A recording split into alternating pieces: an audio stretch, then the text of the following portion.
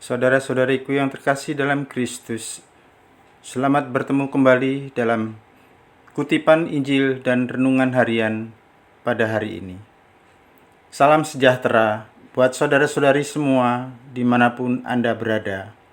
Damai dan sukacita oleh Roh Kudus melimpahi dalam hati dan kehidupan saudara-saudari semua. Amin. Marilah berdoa. Dalam nama Bapa dan Putra dan Roh Kudus. Amin. Allah Bapa kami, sumber cinta dan belas kasih, Engkau telah menyalakan api di dunia, yaitu Yesus, api cinta kasih-Mu. Kami mohon semoga cinta dan belas kasih-Nya melepaskan kami dari segala dosa. Utuslah Roh-Mu dan tinggal di dalam hatiku.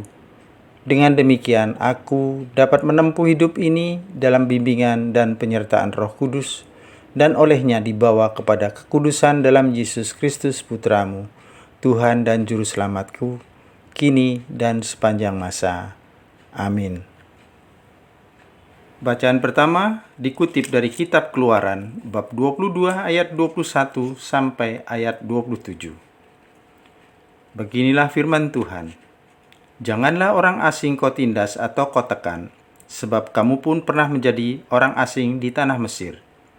Seorang janda atau anak yatim janganlah kamu tindas.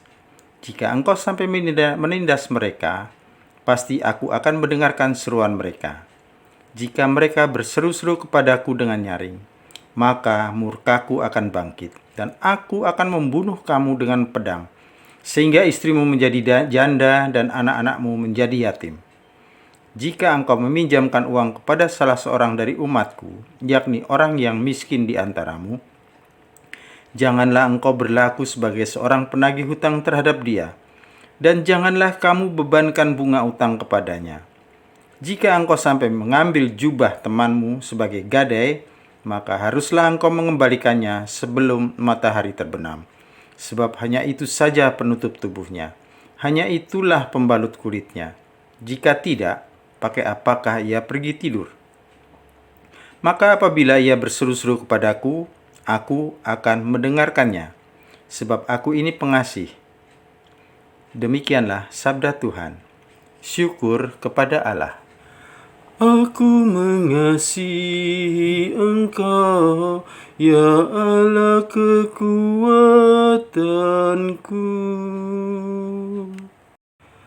Aku mengasihi Engkau, ya Tuhan kekuatanku. Ya Tuhan, bukit batuku, kubu pertahanan dan penyelamatku. Aku mengasihi Engkau, ya Allah kekuatanku.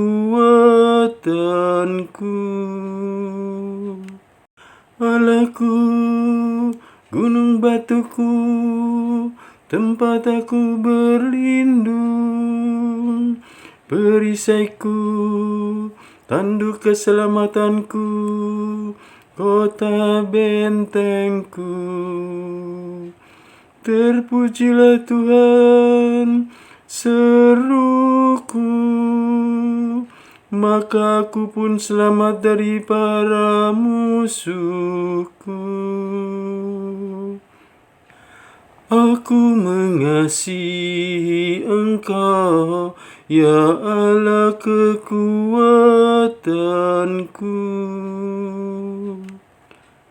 Tuhan itu hidup, terpujilah gunung batuku, dan mulialah Allah penyelamatku. Tuhan mengaruniakan keselamatan yang besar kepada raja yang diangkatnya. Ia menunjukkan kasih setia kepada orang yang diurapinya.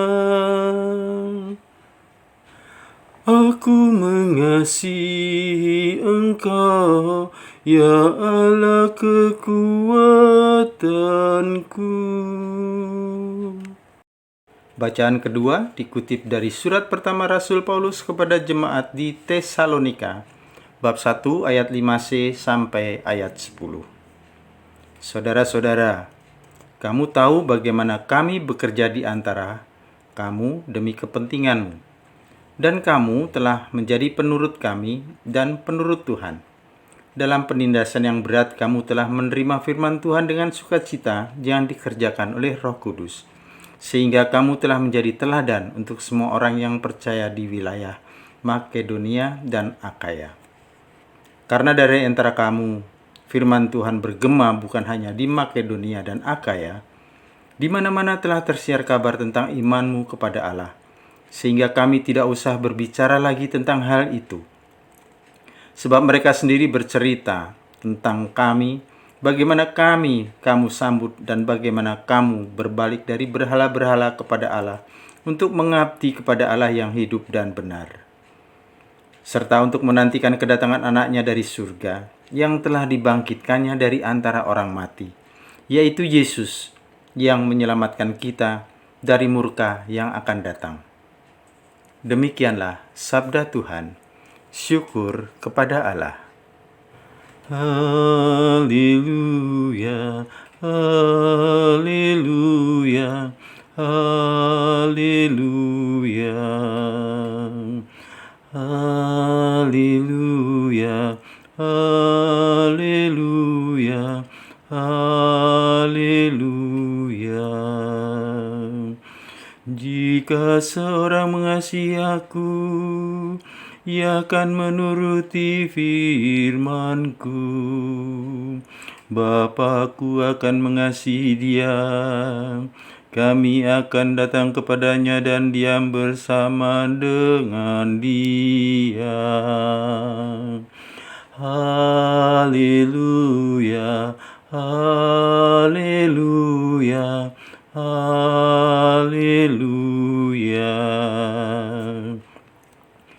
Semoga Tuhan beserta kita sekarang dan selama-lamanya.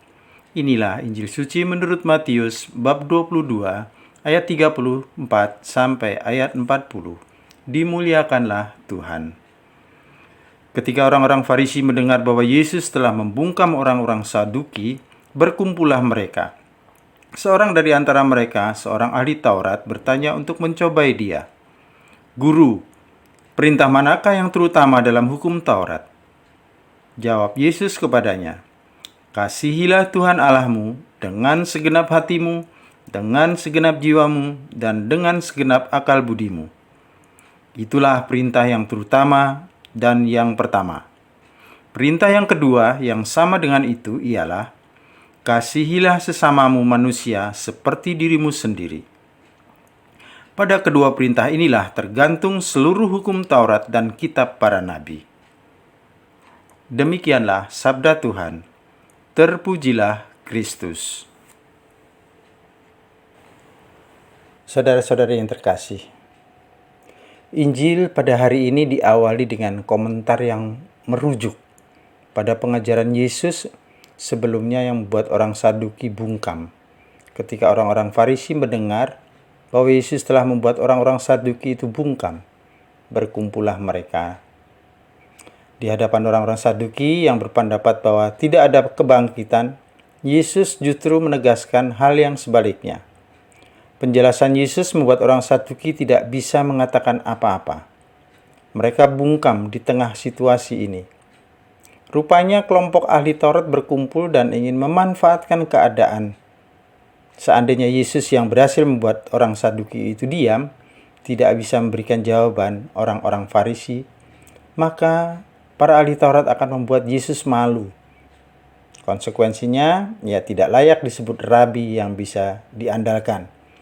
Lebih dari itu, kelompok ahli Taurat tentunya juga akan berasa lebih baik dari orang-orang Saduki.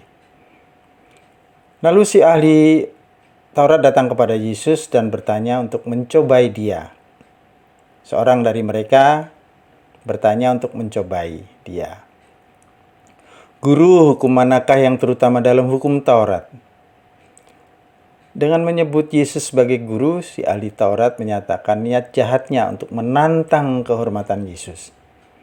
Ia bertanya bukan dengan maksud mendapatkan wawasan baru tentang hukum, Tetapi untuk menantang Yesus, apakah ia bisa memberikan jawaban atas persoalan yang menjadi bahan perdebatan itu atau tidak? Tradisi Yahudi banyak dipenuhi dengan produk hukum. Mereka sering memperingatkan bahwa pelanggaran terhadap perintah hukum yang terkecil pun adalah pelanggaran yang sangat serius.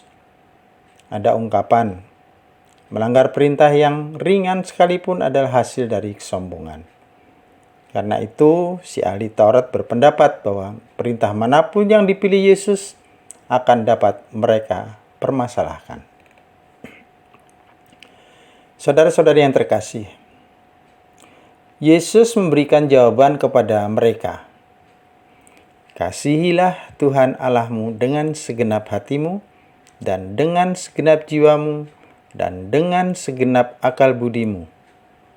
Itulah hukum yang terutama dan yang pertama. Dan hukum yang kedua yang sama dengan itu ialah, kasihilah sesamamu manusia seperti dirimu sendiri. Pada kedua hukum inilah tergantung seluruh hukum Taurat dan kitab para nabi. Jawaban Yesus terbagi dalam dua bagian. Yang pertama berpusat pada hubungan manusia dengan Allah, dan yang kedua berpusat pada hubungan manusia dengan sesamanya. Dan komentar penutup tentang arti pentingnya kedua perintah ini, Yesus tidak memisahkan cinta untuk Tuhan dari cinta untuk manusia. Karena yang terakhir mengalir dari yang pertama, dan karena tanpa yang terakhir, yang pertama tidak mungkin. Jawaban ini membuat si ahli Taurat tidak dapat berkata-kata. Si ahli Taurat tidak berkutik. Tanggapan Yesus ini tidak kontroversial dan bukan polemik, tetapi meredakan banyak tantangan. Yesus mengutip kata-kata, kasihilah Tuhan Allahmu dengan segenap hatimu, dan dengan segenap jiwamu, dan dengan segenap akal budimu. Kutipan ini adalah kutipan penting karena merupakan teks pokok dan terkenal dalam tradisi Yahudi. Orang Yahudi yang saleh membacanya 2 kali sehari.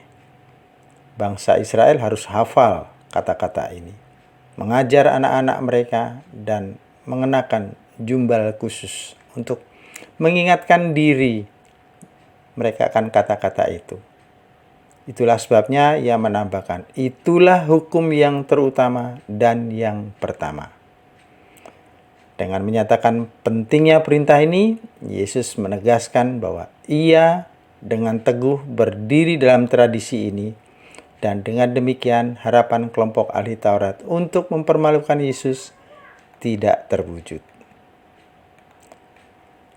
Saudara-saudari yang terkasih, tanpa menunggu reaksi dari si ahli Taurat, Yesus melanjutkan bagian berikutnya. Kasihilah sesamamu manusia seperti dirimu sendiri. Ajaran Yesus pada bagian kedua ini pastilah cukup kontroversial. Yesus memperluas batas-batas cinta, dan karena itu juga membuka diri. Dalam khotbah di bukit, Yesus mengajarkan bahwa seseorang harus mengasihi musuh. Cinta seperti itu melintasi cinta tradisional. Ajaran Yesus tentang mengasihi sesamanya berbeda dengan ajaran tradisional Yahudi. Orang-orang Yahudi sebagian besar membatasi tindakan mengasihi sesama kepada sesama Yahudi atau orang asing yang ada dalam wilayah mereka. Yesus mengajarkan kasih kepada sesama tanpa batas-batas itu.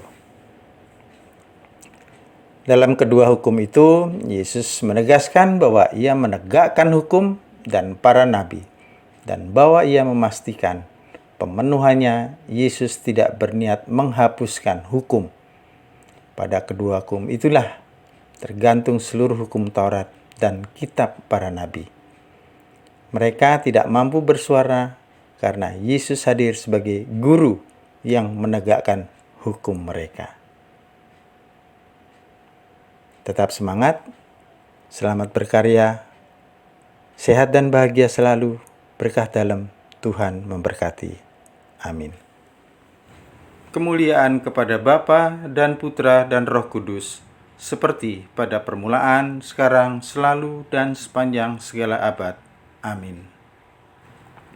Bapa kami yang ada di surga, dimuliakanlah namamu, datanglah kerajaanmu, jadilah kehendak-mu di atas bumi seperti di dalam surga.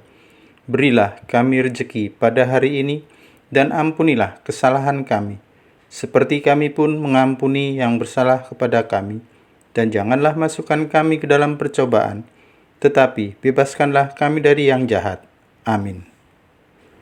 Dalam nama Bapa dan Putra dan Roh Kudus. Amin.